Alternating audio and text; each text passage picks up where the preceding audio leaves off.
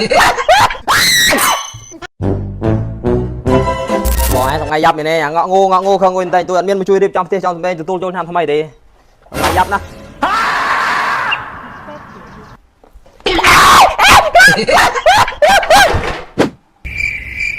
โอ้กลาดฟอกกลาด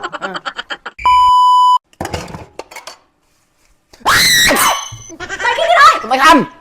Giờ mình đi đó. Rồi bà con trên tí đó. Bây giờ đi này đi gọi đi tao bánh đâu. Này, bánh. Hoạt này. เฮ้ยจะทำเมื่อกี้บางเพลงกับเพลงนี้เฮ้ยมีคลันเดียดเฮ้ยแก้ไหม ចាសម្រាប់នេះគឺជាថ្នាំសម្រាប់សត្វល្អិត Ranger ទឹកកក